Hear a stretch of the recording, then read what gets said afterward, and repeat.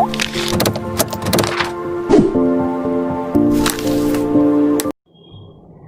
दोस्तों, आज हम डिस्कस करेंगे साइकोलॉजी के कुछ क्वेश्चंस। ये क्वेश्चन है आपके जो पीआरटी DSSB का पोस्ट कोड 15/19 का एग्ज़ाम है, उसका 11 नवंबर फर्स्ट शिफ्ट का क्वेश्चन पेपर। इसके साइकोलॉजी के 1 to 10 क्वेश्चन हम इस पार्ट में डिस्कस करेंगे विद फुल एक्सप्लेनेशन कि अगर ये क्वेश्चन का आंसर ये है तो ये क्यों है और ये आंसर क्यों नहीं है। तो आइए स्टार्ट करते हैं फर्स्ट क्वेश्चन से। विच of the following is tool of thinking? इनमें से कौन सा थिंकिंग का टूल है? Mind map. Friends, mind map क्या होता है? जो इन्फॉर्मेशन हमारे सामने विजुअली है उसको हम एक पैटर्न में ऑर्गेनाइज करें, वो हमारा माइंड मैपिंग होता है। ये हमारी थिंकिंग में हेल्पफुल है, तो ये टूल ऑफ थिंकिंग है। ये कॉग्निटिव रिसर्च ट्रस्ट, ये आपने नहीं सुना होगा कोर्ट, ये जो है हमारा ये एडवर्ड डे बोनो के द्वारा दिया गया है। इसमें आपके 60 लेसन्स हैं जो कंस्ट्रक्टिव थिंकिंग के लिए हेल्पफुल हैं और ये 8+ ईयर्स के जो स्टूडेंट हैं उनके लिए हेल्पफुल है। और इससे ये क्लियर तो हो ही गया हमें कि ये भी as a tool of thinking use होता है। Last is concepts. Friend, concepts तो आपको जैसे पता है कि छोटे से बच्चे को भी अगर हम बोलते हैं बेटा दिस इज़ एन एप्पल, तो उसके माइंड में एक कॉन्सेप्ट बन जाता है कि एप्पल ये होता है। तो कॉन्सेप्ट तो हम बहुत छोटी क्लासेस से ही बच्चों के लिए, इवन क्लासेस से क्या, उनके जो अर्ली एज पीरियड है उसमें ही स्टार्ट कर देते हैं एज अ थिंकिंग टूल। तो फर्स्ट, सेकंड, थर्ड यहाँ तीनों ही हमारे थिंकिंग टूल हैं। Second question, how many life skills are there? Friends, अगर आप इसको देखेंगे या गूगल करेंगे तो आपको बहुत सारी लाइफ स्किल्स मिल जाएंगी अलग अलग क्लासिफिकेशन के लिए, लेकिन यहाँ हमसे पूछी हुई है स्टैंडर्ड लाइफ स्किल्स। जो हमारा जो हेड है WHO वर्ल्ड हेल्थ ऑर्गेनाइजेशन, इसने 10 लाइफ स्किल्स दी हुई हैं जिनमें हमारा empathy, critical thinking, creative thinking जैसी स्किल्स इंक्लूड हैं।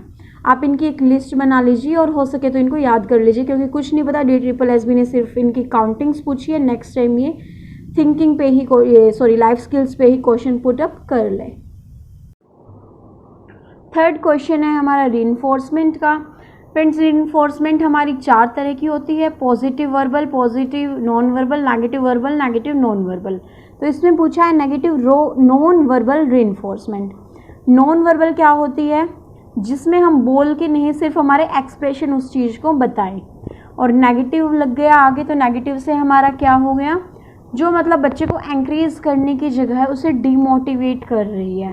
तो हम 1 by 1 देखते हैं ऑप्शन। नोट्स एंड स्माइल, किसी बच्चे ने कुछ अच्छा काम किया, हम उसको स्माइल दे रहे हैं, इवन कुछ नहीं भी किया तो भी हम उसको डीमोटिवेट करने की जगह उसको अगर हम इस तरह से करेंगे बेटा कोई नहीं आप कर सकते हो, तो वो उसके लिए पॉजिटिव हुई। तो ये हमारा ऑप्शन यहाँ से कट जाएगा। सेकेंड, एक्सप्रेशन ऑफ एनोयंस, किसी बच्चे ने कोई काम किया और हम उस पर चिल्ला रहे हैं तो वो नॉन वर्बल का ही है एग्जाम्पल। इस तरह इम्पेशेंस, टीचर्स के लिए जो सबसे बेसिक जो क्वालिटी होनी चाहिए वो है पेशेंस। बच्चे को हमें अगर डील करना है तो हमारे अंदर पेशेंस बिल्कुल कूट कूट के भरा होना चाहिए। लेकिन यहाँ कह रहे हैं अगर हम बच्चे ने कोई काम किया, कुछ गलत कर देता है और हम इम्पेशेंट होकर से डांटने लग जाएं, ठोकने लग जाएं, तो वो क्या हो जाएगा, नेगेटिव रीइंफोर्समेंट हमारा। स्नीयरिंग क्या होता है, मतलब बच्चे ने कोई काम किया या कुछ उसका एक्शन है उसको हम रिस्पेक्ट ना देके उसकी निंदा कर रहे हैं नेगेटिव वे में, तो ये भी हमारा नेगेटिव नॉन वर्बल में काउंट होगा। तो हमारे थर्ड, फोर्थ और सेकंड ये तीनों ही हमारे नेगेटिव के एग्जाम्पल हैं। तो यहाँ पे फर्स्ट ऑप्शन हमारा राइट हो जाता है। फोर्थ क्वेश्चन ये हमारा साइकोलॉजी से तो रिलेटेड नहीं है, कॉलोनियलिज्म के बारे में क्वेश्चन है कि इंडिया पे इसका क्या इम्पैक्ट पड़ा है। फ्रेंड्स, इसका मतलब होता है उपनिवेशवाद। जब भी कोई पावरफुल कंट्री किसी दूसरी कंट्री पे कंट्रोल कर लेती है, वो इकोनॉमिकल फ़ायदे के लिए हो सकता है, किसी भी गेन के लिए हो सकता है, रिच बनने के लिए, तो इसको ही हम उपनिवेशवाद बोलते हैं। ये जो हमारा 15th सेंचुरी से 20th सेंचुरी का टाइम पीरियड था, मेनली यूरोप के थ्रू, ये हमारा पूरा कॉलोनियलिज्म का टाइम माना जाता है। अगर हम इंडिया के इम्पैक्ट पे बात करें तो इसकी वजह से क्या हुआ था, जो बाहर के जितने भी गुड्स थे वो इंडिया में फ्रीली एंट्री होने लगी उन गुड्स की। तो इसका जो रियल में अच्छा या बुरा इम्पैक्ट हम बाद में बात करें तो सबसे जो बड़ा इम्पैक्ट हुआ था इसका यही हुआ था। Fifth question, which function is produced by education in every society? Education क्या रोल प्ले करती है किसी भी सोसाइटी में? To socialize the member of society and transmit the culture to the next generation. बिल्कुल, एजुकेशन का रोल ही है जो हमारे सोसाइटी के मेंबर्स हैं उनको सोशलाइज करना, एक सोशल एनिमल बनाना and transmit the culture to the next generation. जो भी हमने कल्चर सीखे हैं हम अपने आने वाली जनरेशन को वो पास ऑन कर सकें। तो ये ठीक है। To fulfil societies need pertaining to human resources, जो भी हमारी सोसाइटी की नीड है, ह्यूमन रिसोर्स नीड, हम उनको फुलफिल कर सकें। These two both are our basic functions perform by our education. तो ये दोनों हमारे राइट आंसर हैं। 6th question is which of the following devices can be used for improving the power of thinking. इनमें से कौन से टूल है जो थिंकिंग पावर को इम्प्रूव करने में यूज हो सकते हैं। वन बाय वन हम देखते हैं, विद एग्जाम्पल समझेंगे। Models of teaching. आप फ्रेंड्स बिल्कुल इस क्वेश्चन को ईजी वे में करके देखो। आप किसी क्लास में गए हो, आप क्लास में गए, आपने क्लास में कोई टॉपिक समझाना है, आप उसका मॉडल लेके गए हो, ठीक है। तो जो आप मॉडल लेके गए, मॉडल से आपने अपनी टीचिंग की, वो इंटरेस्टिंग होगी। थिंकिंग में बच्चों की जो पावर ऑफ थिंकिंग है, लर्निंग है, वो सब इसमें इंप्रूव होगी। तो ये ठीक है। Remedial teaching and instruction. Friends remedial teaching क्या होता है, किसी बच्चे को कोई चीज़ नहीं आई, हम उस पर वर्क कर रहे हैं, उस प्रॉब्लम को उठा के उसको रेमेडी दे रहे हैं, उपचार दे रहे हैं।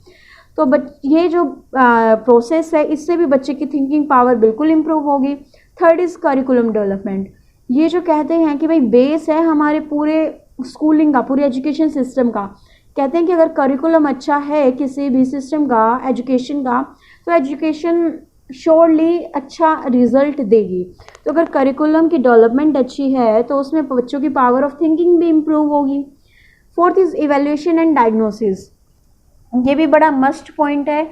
बच्चे ने जो भी किया टाइम टू टाइम हम उसको इवैल्यूएट कर रहे हैं, डायग्नोसिस कर रहे हैं।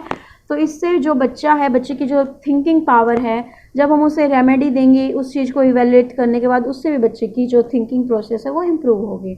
इसके सारे ही ऑप्शंस ठीक हैं। The function of education is to create human beings who are integrated and therefore they are। जो एजुकेशन है उसका क्या फंक्शन है, इन्होंने एक दिया हुआ है कि भाई टू क्रिएट ह्यूमन बींग्स, एक ह्यूमन बींग्स बनाना एजुकेशन का काम है। Who are integrated. इंटीग्रेटेड क्या होता है, एक ऐसे मतलब यूनाइटेड वे में लोगों का रहना, टुगेदर, अलग अलग सोच के होते हुए भी इकट्ठे रहना इंटीग्रेटेड कहलाता है। इंटीग्रेटेड होने के साथ साथ क्या होते हैं ह्यूमन बींग्स, मतलब जो एजुकेशन उनको बनाती है, रिच नहीं, नोटवर्दी नहीं, फूल्स नहीं एंड इंटेलिजेंट बच गया। ये हमारा हो जाता है correct answer. The main parties contributing to the success of educational reforms. जो मेन पार्टी हैं जो हमारे एजुकेशनल फील्ड में सुधार में काम आती है वो कौन सी है। सॉरी, इसने पूछा विच of the following is not part of local communities. इस लोकल कम्युनिटी का इनमें से कौन सा पार्ट नहीं है। फ्रेंड्स बहुत से लोग क्या करेंगे, ये पढ़ के और विच इज़ पार्ट फर्स्ट पे ही आंसर टिक कर देंगे। ये नॉट वाली जो चीज़ है इस पर ज़रूर ध्यान दिया करो, इसमें बोला है नॉट। तो इनमें से चारों में से कौन सी नहीं है हमारी लोकल कम्युनिटीज़ का पार्ट। पेरेंट्स बिल्कुल लोकल कम्युनिटीज़ में आते हैं, हमारे स्कूल हेड, टीचर्स, ये सब हमारे लोकल का ही पार्ट है। लेकिन जो गवर्नमेंट है it is not part of local community. 9th question is which of the following problem can arise due to non use of child's native language. सबसे friends पहले ये पता हो कि चाइल्ड नेटिव लैंग्वेज क्या होता है। वो भाषा जो बच्चा अपने अर्ली चाइल्डहुड में एक्वायर करता है उसको ही हम नेटिव लैंग्वेज बोलते हैं। इसमें हमारी मदर टंग या फर्स्ट लैंग्वेज या आर्टेरियल लैंग्वेज, इसके तीनों ही नाम चाइल्ड नेटिव लैंग्वेज के सिनोनिम्स हैं। और हमारा जो NCF 2005 है उसमें बड़े ही बोल्ड लेटर में मेंशन है कि जो हमारी बच्चे की जो लैंग्वेज है, जो नेटिव लैंग्वेज मदर टंग है, हमें उसका यूज़ करना ही करना है क्लास में। इससे बच्चे को क्या होता है, बच्चा मोटिवेट होता है, एंकरेजमेंट मिलती है उसे कि भाई मेरी लैंग्वेज को भी यहाँ वैल्यू दे रहे हैं। वो बच्चा ज़्यादा क्या होता है, एक्सप्रेसिव हो पाता है, अपने व्यूज़ को बहुत अच्छे से रख पाता है पूरी क्लास के सामने। ये इस क्वेश्चन में है कि अगर हम यूज़ नहीं कर रहे हैं तो कौन सी प्रॉब्लम अराइज हो सकती है। एलियनेशन। एलियनेशन मतलब डिवाइडेड फ्रॉम अदर्स, बच्चे को हम दूसरे बच्चों से अलग कर देते हैं, वो एक किताबी कीड़ा बन के रह जाएगा, शाई चाइल्ड बन जाएगा। नॉन पार्टिसिपेशन, बिल्कुल अगर हम बच्चे के लिए यूज़ नहीं करेंगे लैंग्वेज तो वो अपनी लैंग्वेज में जब आंसर नहीं करेगा तो वो पार्टिसिपेट करना ही छोड़ देगा क्लास की एक्टिविटीज़ में। 3rd is large scale drop out. सबसे बड़ा रीज़न यही रहता है हमारे स्कूल में जो इतना बड़ा ड्रॉप आउट रेट आता है कि जो बच्चे हैं उनकी मदर टंग में वो चाहते हैं कि भाई हमें लर्निंग जो टीचिंग लर्निंग प्रोसेस है उनके मदर टंग लैंग्वेज में हो, लेकिन ये नहीं हो पाता, जिसकी वजह से बच्चे स्कूल को छोड़ देते हैं और जो हमारा ड्रॉप आउट रेट है वो बहुत बढ़ जाता है। और यहाँ पे ये तीनों ही हमारे अगर हम क्लास में बच्चे की नेटिव लैंग्वेज यूज़ नहीं कर रहे हैं तो ये तीनों प्रॉब्लम को लीड कर सकता है। 10th is which of the following is principal of growth and development. Growth and development की आपने सारी जो ग्रोथ्स हैं वो पढ़ रखी होंगी, देखते हैं इनमें से कौन सी नहीं है। Development never follows a pattern. Friends, development हमेशा एक पैटर्न फॉलो करता है, तो ये तो हमारा नहीं है। प्रिंसिपल ऑफ इंडिविजुअल डिफरेंस, बिल्कुल कोई भी दो बच्चे सेम नहीं हो सकते, उनकी क्वालिटीज़, उनकी थिंकिंग प्रोसेस, उनका लर्निंग लेवल बिल्कुल काफ़ी अलग अलग हो सकता है। तो principle of individual difference it is a principle of growth and development. Principle of integration, ये भी हमारी ग्रोथ एंड डेवलपमेंट की ही प्रिंसिपल है। Development proceed from general to specific, ये भी है, बच्चे की जो डेवलपमेंट होती है पहले जनरल होती है फिर स्पेसिफिक पार्ट्स में जाके वो ग्रोथ शो करता है। तो सेकंड, थर्ड एंड फोर्थ ये तीनों पार्ट हैं हमारे ग्रोथ एंड डेवलपमेंट के। जो फर्स्ट है बस वो नहीं है, तो सेकंड, थर्ड और फोर्थ हमारा राइट आंसर हो जाएगा। फ्रेंड्स, नेक्स्ट जो हमारे 10 क्वेश्चंस हैं वो हम अपनी नेक्स्ट वीडियो में डिस्कस करेंगे।